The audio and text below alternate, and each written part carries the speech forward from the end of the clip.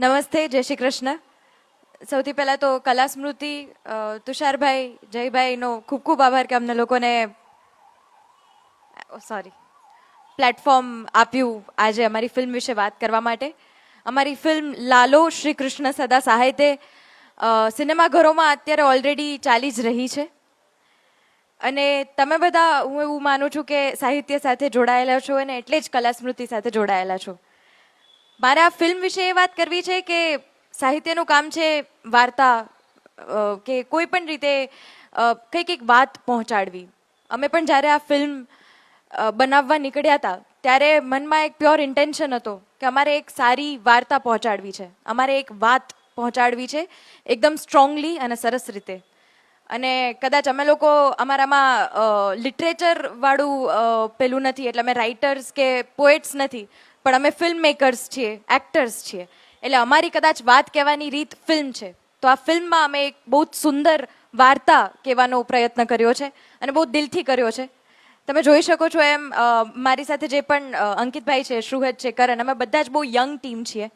એટલે આમાં તો ઘણા લોકોનું તો એવું છે કે પહેલી વાર અમે ફિલ્મ બનાવી છે. જેમ કે અંકિતભાઈ છે, એમની પહેલી ફિલ્મ છે એઝ અ ડિરેક્ટર. જોરદાર તાળીઓ અંકિતભાઈ માટે. કરણ છે, એની પહેલી પિક્ચર છે એઝ અ હીરો. અને એવી જ રીતે ટીમના અનેક લોકો છે. અમારા જે ડીઓપી છે, સિનેમેટોગ્રાફર, એની પણ પહેલી ફિલ્મ છે. અમારા મ્યુઝિક ડિરેક્ટરની પહેલી ફિલ્મ છે.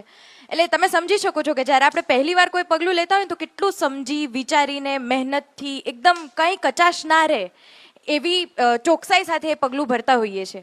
તો હવે જ્યારે આટલા બધા લોકો પહેલું પગલું ભરતા હોય તો કેટલી ચોકસાઈ અને કેટલી ચીવટથી અમે આ ફિલ્મ બનાવી હશે.